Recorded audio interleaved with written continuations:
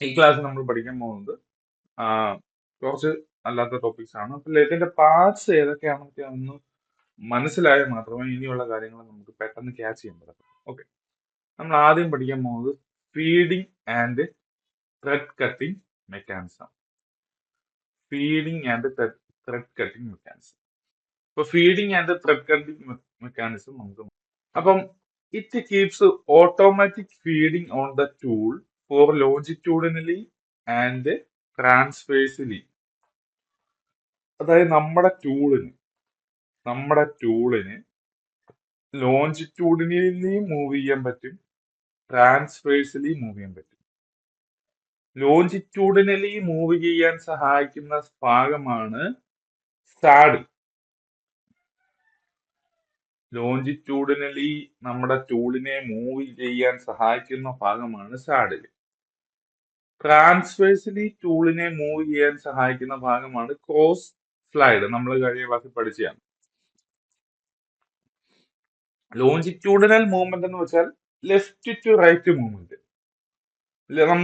നമ്മള് lathe work ചെയ്തുകൊണ്ടിരിക്കുമ്പോൾ tool ലെഫ്റ്റിലോട്ടും റൈറ്റിലോട്ടും move ചെയ്യുന്നതിനെയാണ് longitudinal movement എന്ന് പറയുന്നത്. അതിന് സഹായിക്കുന്ന ഭാഗമാണ് സാഡില്. അതുപോലെ തന്നെ ഫ്രണ്ടിലോട്ടും ബാക്കിലോട്ടും നമ്മൾ ലേത്ത് ചെയ്യുമ്പോൾ നമ്മുടെ ലേത്തിന്റെ ആക്സിസിന് എക്രോസ് ആയിട്ട് മൂവ് ചെയ്യാൻ സഹായിക്കുന്ന ഭാഗമാണ് ക്രോസ് സ്ലൈഡ്. ലേത്തിന്റെ ആക്സിസിന് എക്രോസ് ആയിട്ട്, അതായത് ഫ്രണ്ടിലോട്ടും ലെഫ്റ്റിലോട്ടും റൈറ്റിലോട്ടും മൂവ് ചെയ്യാൻ സഹായിക്കുന്നത് സാഡില്, ഫ്രണ്ടിലോട്ടും ബാക്കിലോട്ടും മൂവ് ചെയ്യാൻ സഹായിക്കുന്നത് ക്രോസ് സ്ലൈഡ് ആണ്. ഈ സാഡിലും ക്രോസ് സ്ലൈഡും ക്യാരേജിന്റെ ഭാഗമാണ്. നമ്മൾ പഠിച്ചായിരുന്നത് ക്യാരേജിന്റെ ഭാഗമാണ് സാഡില് ക്രോസ് സ്ലൈഡ്. ഓക്കെ, അപ്പം ഇതിപ്പോ നമ്മള് സാധാരണ നമ്മുടെ മാനുവലായിട്ടാണ് നമ്മൾ ചെയ്യുന്നത്. മാനുവലായിട്ട് നമ്മൾ ഹാൻഡ് വീൽ പിടിച്ച് റൊട്ടേറ്റ് ചെയ്യുമ്പോഴാണ് ഇത് ടൂള് മൂവ് ചെയ്യുന്നത്. നമുക്കിത് ഓട്ടോമാറ്റിക്കലി ടൂളിനെ മൂവ് ചെയ്യിപ്പിക്കാൻ പറ്റും. അതിന്റെ മെക്കാനിസത്തെ പറ്റിയാണ് നമ്മൾ പഠിക്കാൻ പോകുന്നത്. എങ്ങനെയാണ് ടൂള് ഓട്ടോമാറ്റിക്കലി ലോഞ്ചിറ്റ്യൂഡിനലിയും ട്രാൻസ്വേഴ്സലിയും മൂവ് ചെയ്യുന്നതെന്നാണ് നമ്മളിപ്പം പഠിക്കാൻ പോകുന്നത്. അപ്പം ഈ ഓട്ടോമാറ്റിക് ഫീഡിങ്, ഇതിനെ നമ്മൾ ഓട്ടോമാറ്റിക് ഫീഡിങ് എന്നാണ് പറയുന്നത്.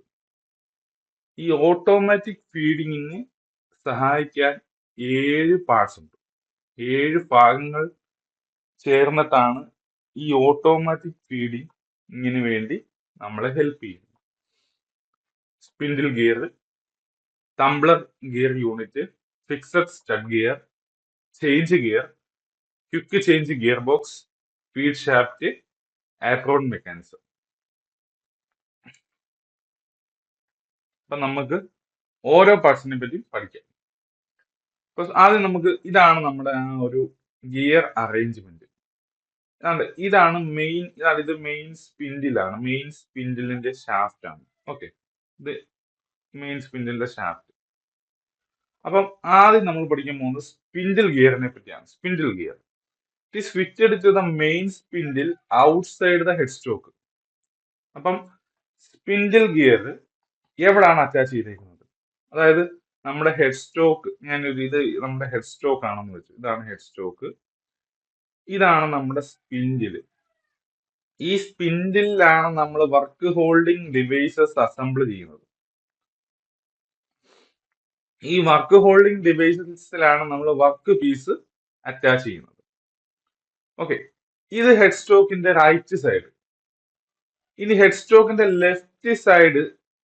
ലെഫ്റ്റ് സൈഡിലോട്ടും സ്പിൻഡില് എക്സ്റ്റെൻഡ് ചെയ്തിട്ടുണ്ട്. ആ ലെഫ്റ്റ് സൈഡിലെ സ്പിൻഡിലിൽ കണക്ട് ചെയ്യുന്ന ഗിയർ ആണ് സ്പിൻഡിൽ ഗിയർ. ഈ ഗിയർ ആണത്. ഇതാണ് സ്പിൻഡിൽ ഗിയർ. നിങ്ങൾക്ക് മനസ്സിലായോ? ഹെഡ് സ്റ്റോക്കിന്റെ സ്പിൻഡിലിന്റെ റൈറ്റ് ഹെഡ് സ്റ്റോക്ക് ആയത് ഹെഡ് സ്റ്റോക്ക് ആണ്. ഇത് സ്പിൻഡിലിന്റെ ഷാഫ്റ്റ് ആണ്.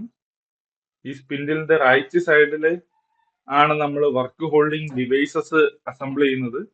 ഈ സ്പിൻഡിലിന്റെ ലെഫ്റ്റ് സൈഡിലാണ് നമ്മൾ സ്പിൻഡിൽ ഗിയർ അറ്റാച്ച് ചെയ്യുന്നത്.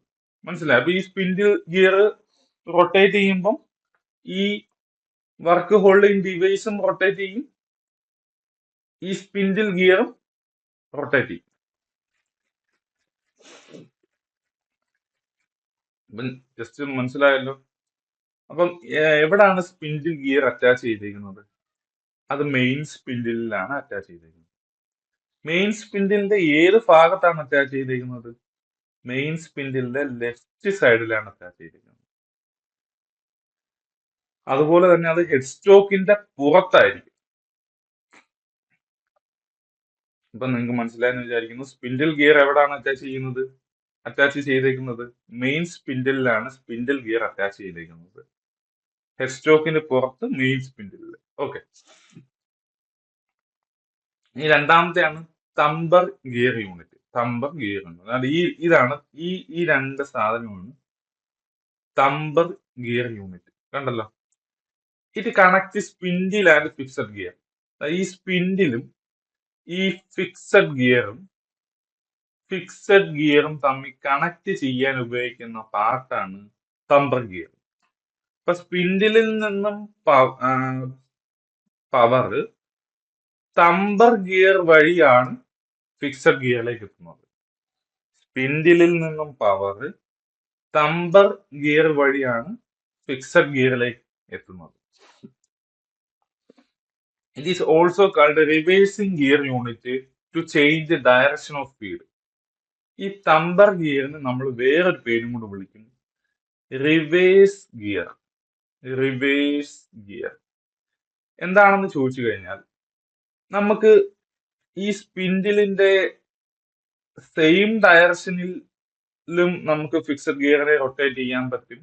സ്പിൻഡിലിന്റെ ഓപ്പോസിറ്റ് ഡയറക്ഷനിലും നമ്മുടെ ഫിക്സഡ് ഗിയറിനെ റൊട്ടേറ്റ് ചെയ്യാൻ സാധിക്കും. ഒന്നുമില്ല, ഈ tumbler gear unit is used to change the direction of feed.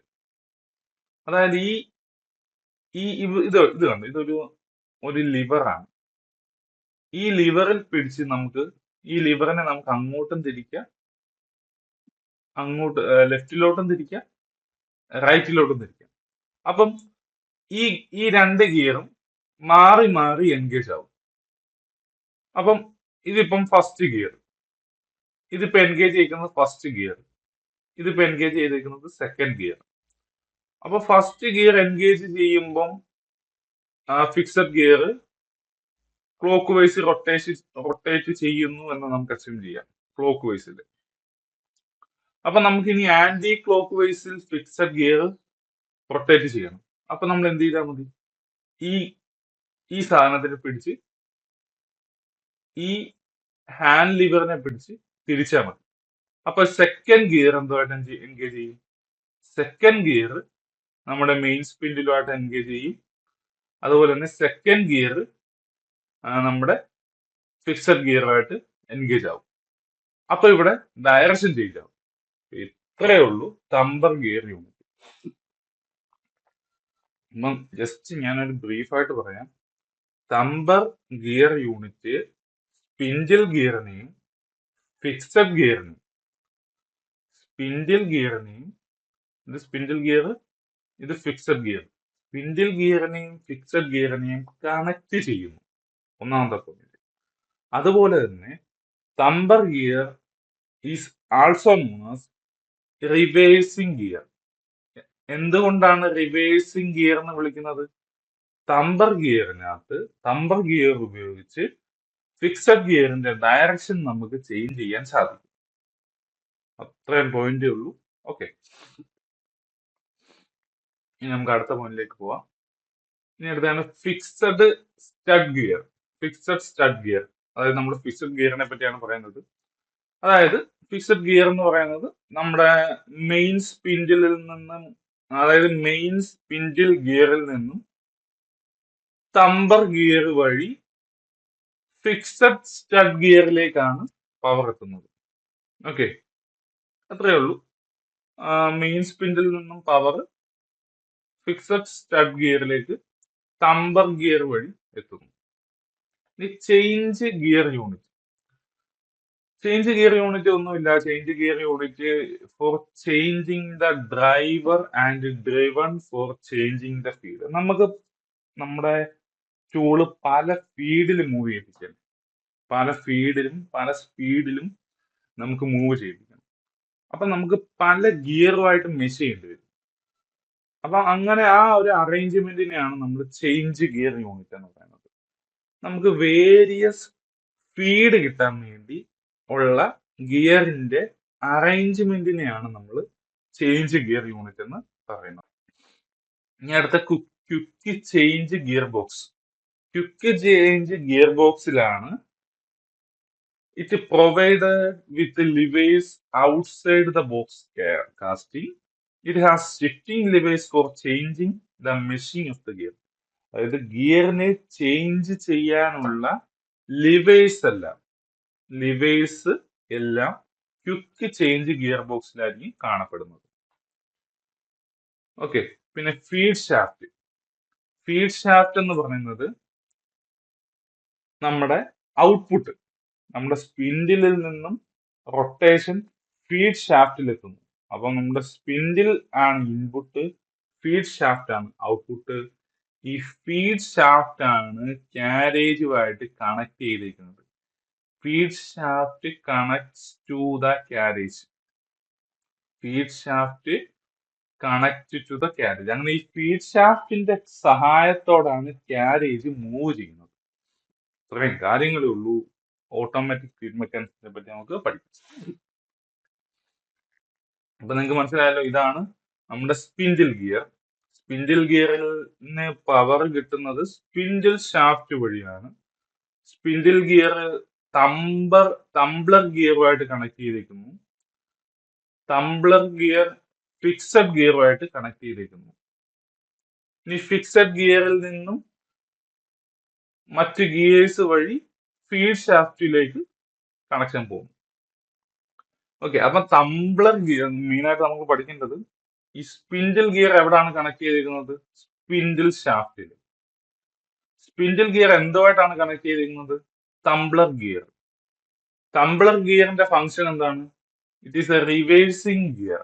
അത് ഫിക്സഡ് ഗിയറിന്റെ ഡയറക്ഷൻ ചേഞ്ച് ചെയ്യാൻ സഹായിക്കുന്ന ഗിയർ ആണ് തംബ്ലർ ഗിയർ.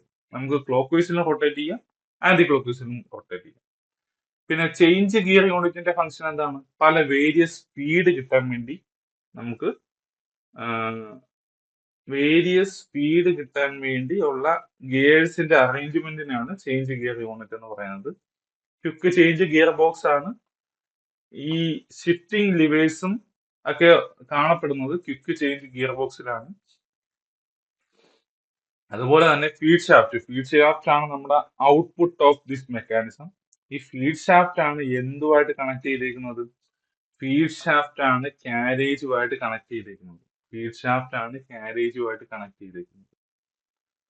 അങ്ങനെ ഫീഡ് ഷാഫ്റ്റ് റൊട്ടേറ്റ് ചെയ്യുമ്പോൾ ക്യാരേജ് മൂവ് ചെയ്യും. ഓക്കെ. ഇനിയുണ്ട് ആപ്രോൺ മെക്കാനിസം ഉണ്ട്.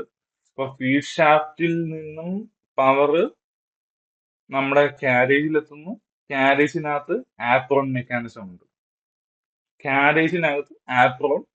ഉണ്ട്. അങ്ങനെ ഈ ഫീഡ് ഷാഫ്റ്റിൽ നിന്നും വരുന്ന റൊട്ടേഷണൽ പവറിനെ നമ്മുടെ ആപ്രോൺ മെക്കാനിസം ലീനിയർ മോഷനായിട്ട് കൺവേർട്ട് ചെയ്യും. ഇപ്പൊ ഫീഡ് ഷാഫ്റ്റിലേക്ക് വരുന്നത് റൊട്ടേഷണൽ മോഷനാണ്. ഫീഡ് ഷാഫ്റ്റിലേക്ക് വരുന്നത് എന്താണ്? Rotational motion. ഫീഡ് ഷാഫ്റ്റ് ഈ റൊട്ടേഷണൽ മോഷനെ ലീനിയർ മോഷനായിട്ട് കൺവെർട്ട് ചെയ്യാൻ സഹായിക്കുന്ന മെക്കാനിസമാണ് ആപ്രോൺ മെക്കാനിസം. അപ്പൊ ഈ ആപ്രോൺ മെക്കാനിസം ആ ക്യാരേജിനെ ലെഫ്റ്റ് ടു റൈറ്റ് മൂവ് ചെയ്യാനും സഹായിക്കും. നമ്മുടെ ക്രോസ് സ്ലൈഡിനെ ഫ്രണ്ട് ടു ബാക്ക്, അതായത് across the axis of the shaft, across the axis of the lathe, ആക്സിസിന്റെ ലേത്തിന് അക്രോസ് മൂവ് ചെയ്യിക്കാനും നമ്മുടെ ആപ്രോൺ മെക്കാനിസം സഹായിക്കും. അപ്പം ആപ്രോൺ മെക്കാനിസത്തിന്റെ ഫംഗ്ഷൻ എന്താണ്? ഫീഡ് ഷാഫ്റ്റ്, അതായത് ഫീഡ് ഷാഫ്റ്റിൽ നിന്ന് വരുന്ന റൊട്ടേഷണൽ മോഷനെ ലീനിയർ മോഷനായിട്ട് കൺവേർട്ട് ചെയ്യും. നമ്മുടെ കാരേജിനെ ലെഫ്റ്റ് ടു റൈറ്റ് മൂവ് ചെയ്യിപ്പിക്കുന്നു. അതുപോലെ തന്നെ ക്രോസ് സ്ലൈഡിനെ ഫ്രണ്ട് ടു ബാക്ക് മൂവ് ചെയ്യിക്കാനും നമ്മുടെ ആപ്രോൺ മെക്കാനിസത്തിന് സഹായിക്കും. ഓക്കെ, അപ്പൊ എന്താണെന്ന് വായിക്കാം. The apron mechanism has the arrangement for transmitting the drive from the feed shaft to saddle for longitudinal movement of the tool or to the cross slide for the transverse movement of the tool. അപ്പം സാഡിലോട്ട് motion transmit ചെയ്ത് കഴിഞ്ഞാൽ longitudinal motion കിട്ടും. Cross സ്ലൈഡിലോട്ട് motion transmit ചെയ്ത് കഴിഞ്ഞാൽ transverse movement കിട്ടും. കഴിഞ്ഞു. ഇനി നമുക്ക് ത്രെഡ് കട്ടിങ് വിത്ത് അടുത്തൊരു ടോപ്പിക്കാണ് നമ്മുടെ ടെക്സ്റ്റ് ബുക്കിൽ. Thread cutting with simple and combo train.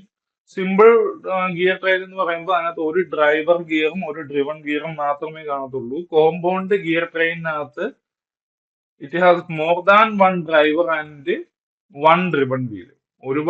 ഒന്നിലധികം ഡ്രൈവർ കാണും,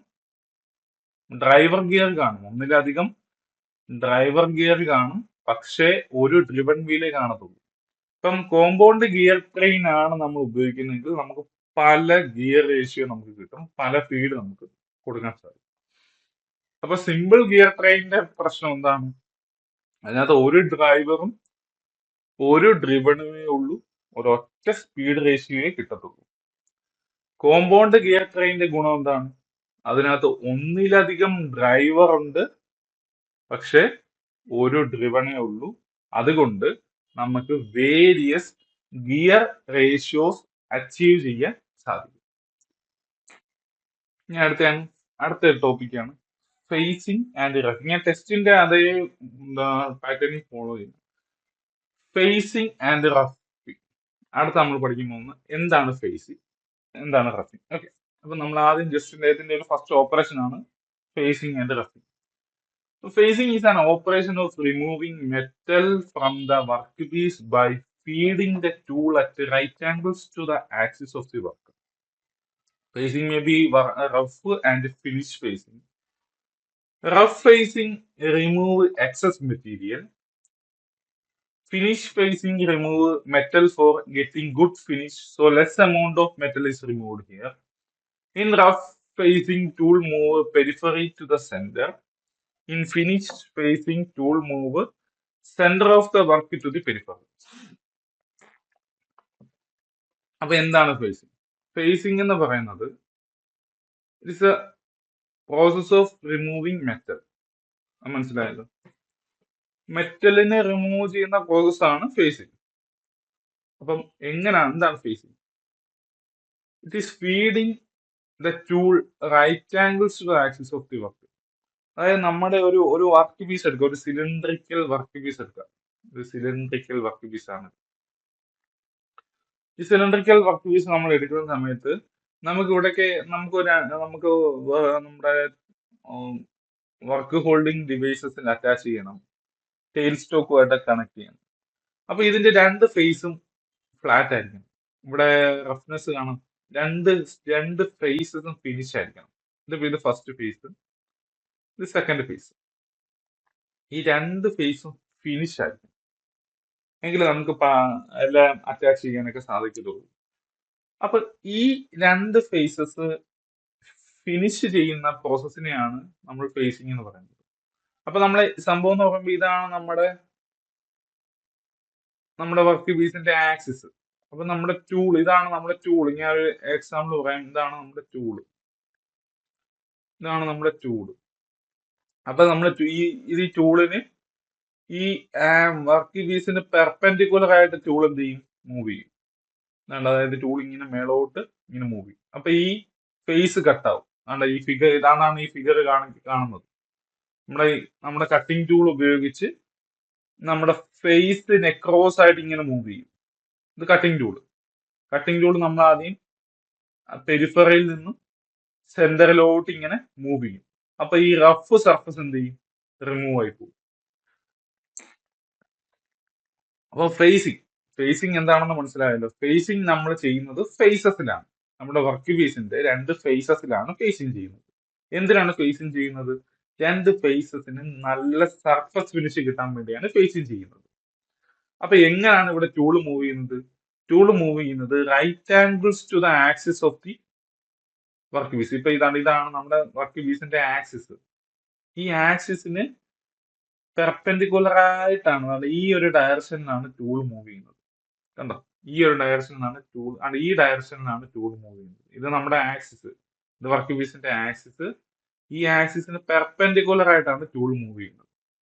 അപ്പൊ ഇതാണ് ഫേസിങ്. അപ്പൊ നമുക്ക് രണ്ട് ടൈപ്പ് ഓഫ് ഫേസിങ് ഉണ്ട്. റഫ് ഫേസിങ് ഉണ്ട്, ഫിനിഷ് ഫേസിങ് ഉണ്ട്. റഫ് ഫേസിങ്ങിൽ നമ്മൾ ഒരുപാട് മെറ്റൽസ് റിമൂവ് ചെയ്യും. ഫിനിഷ് ഫേസിങ്ങിൽ നമുക്ക് നല്ല ഫിനിഷ് കിട്ടാൻ വേണ്ടി നമ്മൾ less amount of materials remove ചെയ്തു. അത് ഓൾറെഡി അറിയാം. റഫ് ഫേസിങ്ങിൽ നമ്മൾ ഒരുപാട് മെറ്റീരിയൽസ് റിമൂവ് ചെയ്യും. ഫിനിഷ് ഫേസിങ്ങിൽ ഫിനിഷ് കിട്ടാൻ വേണ്ടി കുറച്ച് മെറ്റീരിയൽസ് നമ്മൾ റിമൂവ് ചെയ്തുള്ളൂ. കുറച്ച് സർഫസ് ഫിനിഷ് കിട്ടാൻ വേണ്ടി നമ്മൾ കുറച്ച് മെറ്റീരിയൽസ് റിമൂവ് ചെയ്യുന്നു. ഓക്കെ, രണ്ട് കണ്ടീഷൻ ഉണ്ട്. റഫ് ഫേസിങ്ങില് tool move periphery to the centre ആണ്. അതായത് റഫ് ഫേസിങ് ചെയ്യുമ്പോൾ ഇതാണ് നമ്മുടെ പെരിഫറി, ഔട്ടർ പെരിഫറി. ഔട്ടർ പെരിഫറിയിൽ നിന്നും സെന്ററിലോട്ടായിരിക്കും മൂവ് ചെയ്യുന്നത്. എപ്പം? റഫ് ഫേസിങ്ങില് ഔട്ടർ പെരിഫറിയിൽ നിന്നും സെന്ററിലോട്ടായിരിക്കും മൂവ് ചെയ്യുന്നത്. മനസ്സിലായല്ലോ?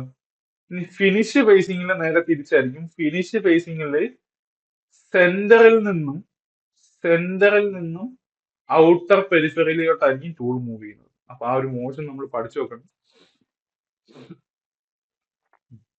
റഫ് ഫേസിങ്ങില് ടൂൾ മൂവ് ചെയ്യുന്നത് പെരിഫറിയിൽ നിന്നും സെന്ററിലോട്ട്. ഇപ്പൊ ഇവിടെ ടൂൾ കൊണ്ട് വെക്കും, ഇവിടെ ടൂൾ കൊണ്ട് വെക്കും, ഇവിടുന്ന് വലത്തോട്ട് മൂവ് ചെയ്യും, അല്ല ഇവിടുന്ന് സെന്ററിലോട്ട് മൂവ് ചെയ്യും. അതാണ് റഫ് ഫേസിങ്.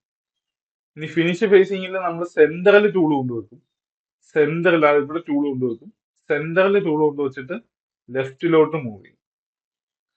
അപ്പൊ ഫേസിങ് എന്താണെന്ന് മനസ്സിലായല്ലോ. ഫേസിങ് എന്ന് പറയുമ്പോൾ നമ്മുടെ വർക്ക് പീസസിന്റെ രണ്ട് ഫേസസ് ഫിനിഷ് ചെയ്യുന്ന പ്രോസസ് ആണ്. ഇവിടെ ടൂൾ എങ്ങനെ മൂവ് ചെയ്യുന്നത്? ടൂൾ മൂവ് ചെയ്യുന്നത് വർക്ക് പീസിന്റെ ആക്സിസിന് പെർപെൻഡിക്കുലർ ആയിട്ടാണ് മൂവ് ചെയ്യുന്നത്. ഓക്കെ, പിന്നെ ഈ രണ്ട് കാര്യങ്ങൾ പഠിക്കുന്നത്. റഫ് ഫേസിങ്ങില് ടൂൾ മൂവ് ചെയ്യുന്നത് പെരിഫറയിൽ നിന്നും സെന്ററിലോട്ടായിരിക്കും. ഫിനിഷ് ഫേസിങ്ങില് ടൂൾ മൂവ് ചെയ്യുന്നത് സെന്ററിൽ നിന്നും പെരിഫറയിലോട്ടായിരിക്കും. ഓക്കെ, ഇത്രയും കാര്യങ്ങൾ ജസ്റ്റ് നോക്കി വെച്ചാൽ. Thank you for watching. നമുക്ക് അടുത്ത ക്ലാസ്സിൽ ബാക്കി പോർഷൻസുമായിട്ട് കാണാം. Thank you.